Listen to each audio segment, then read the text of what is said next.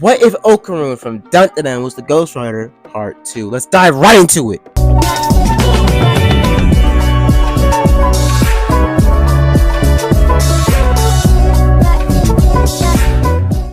Guys, I've been gone for a little while. My phone was broken, and I was a little bit down on time the last few couple of days. But I'm back, and I know I've been really inconsistent lately. I'm really trying to give you guys all the content that you're asking for, and some new content that I do want to throw into and change kind of the main viewing point of my channel. But let's just dive right into this fanfiction because I know some of you guys have been asking for part 2. Let's dive into it. Last time I left off, Okarun would have made his way down to, well, Momo's grandma's house after the whole events with the alien ship. Okarun being the spirit of vengeance now, basically dropping all those aliens and him unlocking his power for the first night. So we see that Okarun and Momo would have been walking back down. After this would have happened, we still get the whole introduction of basically Momo learning about how Okarun's real name is Ken Takashiram or Ken Takamura. I don't even know his name. Ken something, okay? Ken something, okay? She starts tweaking out for obvious reasons, because if you know Momo's character and what the name Ken, means to her, you get what I'm saying. So we see how Okarun and Momo are walking down to Grandma's house, or her grandma's house. Eventually, they make it near the barrier, or the shrine that opens up to the house, or I guess the property. As Momo walks through, fine, handy dandy, right?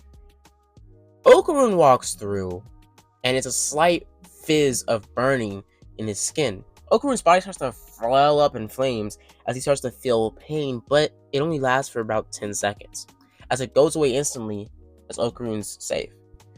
The Spirit of Vengeance isn't really, well, the name is very misleading. The Spirit of Vengeance isn't really fully a spirit. It's a spirit of something, but not something evil, but it might appear evil. Angels look menacing and look terrifying to ward off evil. Demons look beautiful and alluring, but they are evil, and they attract good people to them. Something like that. That's why the devil is prescribed to be something as beautiful as a diamond. Something insatiable that people will go after, and they won't know what hit them until it's too late. And that's why in some continuity, some biblical lore, angels are very weird looking, very optically discomforting to the eyes. They don't look like the OG angels we're used to, like men that are like somewhat perfect with wings and stuff like that, and halos on their head. Nothing like that. And it kind of makes sense, because you really have to test somebody's real soul, real spirit, if they are willing to accept something that looks so unfamiliar to them and is able to accept it. Devil looks familiar to you because he's trying to lure you in. I'm doing a little bit too much biblical talk. Let's dive right into the fanfiction. I'm tripping right now. But we see that Okarun is okay as the spirit wall, or the band, the pretty much what was it?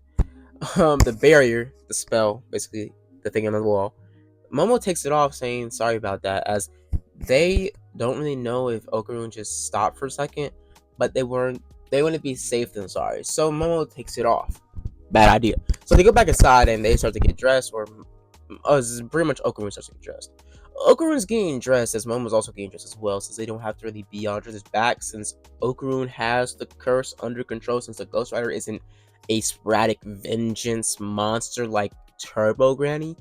Now, eventually, we will see, Ghost Rider and Turbo Granny go toe-to-toe, blow for blow, and go Turbo Granny, and that's gonna be like a really built-on, like, final finale, really detailed narration fight for later. And if you guys want me to, like, introduce, like, other Marvel characters, like, are supernatural, like, into this fanfiction, just tell me in the comments, please. But we see that Okarun is getting dressed, as Okarun is peeing on his pants, and he still got his nose, he's still got his bits, he's not a Ken doll down there, because he actually, he doesn't have that deal with Turbo Granny. But the thing is, Okarun is looking at himself in the mirror as he's having flashes of what he did when he was a Ghost Rider. He's also having glimpses of images of hell, and all sorts of bad memories fading into his head. Eventually, Okarun's trying to stop it. As Okarun stops and sees a vision of, well, before he basically slaps his head and tries to snap out of it, he sees a vision. His eyes turn bright red and flames have to come out of his face. He sees a vision of 3 golden orbs. And these golden orbs are the physical representation of a human soul. If a human soul is gifted or given away to a deity as a bargain or gesture in this universe, or in this continuity of the universe, it's split it in between 3 golden balls. And these golden balls obtain the pieces of your soul. And once you put them all together, once you collect all of them, you can reattach your soul to your body. Then you will be able to move on to the afterlife with a soul and be at whole, be at peace. Okarun feels deep down inside that something's missing in him.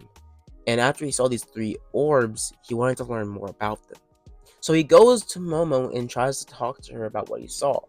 She starts to say that I don't know anything about that, but I do know my grandma talked about spirit and soul exchanging and all sorts of things when I was younger. You know, there's lore, things about how a soul is worth a lot in the supernatural world, but back then I thought she was just joking. And honestly, most of the time when I was younger, I didn't really believe her. I got bullied for what she did, and I called her a fake. And to this day, I kind of feel regretting to that because, well, she's not. We experienced that last night. Well, mainly you. As Okarun chuckles a little bit, they start to talk a little bit and chat it up. Because of the situation of Okarun not being annoyed with Momo, he's gonna call her, a bit, and he doesn't, they don't go back to back, toe to toe. They're talking and they're chatting it up to eventually hear a doorbell. And Momo says that we don't have a doorbell. Momo and Okarun look down the stairs as they see a dark figure lowering over the door. Okarun gets ready as he's kind of, he's scared. His hands are shaking, his body's trembling like he has a horrible fighting stance. And he opens the door with a whiff, fast as hell, like track speed, and runs around 6 feet outside of the door and is confused on where anything is. There's nothing here. Okarun chuckles and says, Miss, I don't think anything's here, and boom! Out of nowhere, Okarun's head gets clanged off, man! This thing came out of nowhere and just rammed his hand through Okarun's forehead, splatting the nigga on the ground. And they're in a domain expansion too. A full-on domain expansion, bro. Brick walls. It's solid concrete walls, like a cube around the entire, premises, the entire property. So Momo is tweaking right now. She uses her powers to try to blow herself away and use herself to pull herself forward away from these alien deity or spirit or something. The spirit is looking towards Okarun as he's confused on what Okarun's body is doing. It's still moving. As Okarun's head starts to involve in flames, as his body starts to be covered in flames, Okarun is in a black jumpsuit. Basically, a plain black hoodie with a plain black sweatpants and some, like the hospital shoes, or like the prison shoes, kind of like the stripped bare, no laces Vans, kind of like those, but all black. So Okarun gets up as we see his body is now, Ghost Rider form, and his body is enveloped in these flames. Okarun starts to look at himself as the Ghost Rider takes over, sprinting at supersonic speeds towards the rider's head and pitting his body back together. The spirit starts to lunge towards lunge towards Ghost Rider. Sorry, I can't talk. So Ghost Rider, I'm gonna talk to Ghost Rider now. Ghost Rider starts to move and weave out of the way as fast as possible. And with this continuity, Ghost Rider, he has a bike, like I said earlier, but for, purposes, he also has the ability to do speed dashes. So pretty simple, he can speed blitz people, kind of like how Akane, or I don't know, the woman from Eternals. He can basically speed blitz, leaving a huge trail of flames behind him, burning the ground, or burning imprints of his feet into the ground. He can also jump and speed blitz in the air incredibly fast and kind of propel himself through the sky, kind of like how Endeavor flies, or Bakugo flies, so he makes many explosions or like mini flame propulsions out of his hands, propelling himself forward up into the sky. He can also move his body incredibly fast. As Ghost Rider has superhuman strength, so what happens when you have superhuman strength and you just jump on the ground as fast and as strong as you possibly can with a huge explosive movement? You kind of just go, you kind of just bolt off. So we see that the Ghost Rider is starting to bolt around the entire area or the entire domain expansion as buildings are starting to be set on fire, crash through, and all sorts of other things. The Rider is starting to weave and dodge and trying to tucker out this monster or this spirit as it's saying that he wants its banana. Oh, what the hell? You're gay!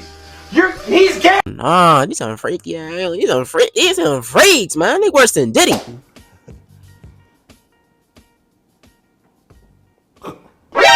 NANI?! Nah, because we see that Ghost Rider starts to weave and dodge faster and faster, eventually the monster almost being there. But the Rider kind of chuckles, saying, "You're too slow, boy," as he hits a huge endeavor. I mean, Imperial I mean, he goes absolutely Nova level flame, like supernova, and he blasts this huge sun flare, a huge supernova, basically disintegrating the floor, making a huge crater. We see that Momo is in the blast radius as before it goes off, in those split seconds, like a slow motion time scene, the Rider pushes his body to the extreme as his body starts to, or the Rider basically pushes itself to the extreme and pretty much bolts straight towards Momo, grabbing her before the blast hits her and using his body to cover Momo. As somehow Momo's completely safe because somehow subconsciously she used her ability to do a sidekick, very thin layer around her body, keeping her safe, but also the Rider grabbing her so the shockwave wouldn't rip her apart as well. So we see that Momo and the Rider are there sitting and standing in the dust of the flame, and the monster gets up looking towards them and trying to get them, saying he wants their banana. Enough of that freaky talk, enough of that freaky dicky talk.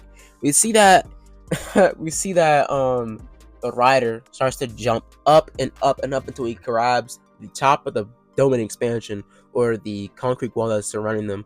As the alien jumps, or the monster, whatever, they never really explain which one it is, but it's safe to say that it is a spirit because it got taken away from the barrier. So we see that the spirit jumps up as fast and as strong as it possibly can, using a huge shockwave, landing Momo off of her feet as the Rider jumps down off of the pretty much domain expansion and goes into a reciprocal burst. I mean, he starts to flip and spin his body like a torpedo as he's descending down, as a huge fire blaze starts to cover his body, and he basically burns an entire crisp hole through the spirit's body, burning it and destroying it. No afterlife, no nothing. Kind of like how, let's say, a specific episode for like the gymnastic spirit, but basically the spirit's gone. No afterlife, no nothing, no reconfiguration, nothing. They're just gone. Period. They're not existing anymore. It's no afterlife, no nothing. He quite so literally destroyed its matter. Matter cannot be created nor destroyed, but he straight up just destroyed pure spirit matter. I mean, there's nothing left, not even ashes. It just poofs out of existence after a huge blast of flames, like a bright red-ish fiery light goes off. We see that Momo is very confused as she still is using a psychic barrier or her powers to shield herself from the flames, as Okarun is appearing out of the flames, as his suit or his jumpsuit is a little bit burnt, but he passes out after that stunt. As we see, the domain expansion is gone and everything around them is back to normal. No property damage, no huge crater on the ground, no flames anywhere. As eventually we see that, well, Momo's grandma shows up. I was kind of confused on what the hell's going on. So I'm gonna leave it out here, guys. So I know it's a little short video, but hope you guys enjoy the video. Hope you guys like and subscribe. And as always, guys, have a blessed day. Deuces.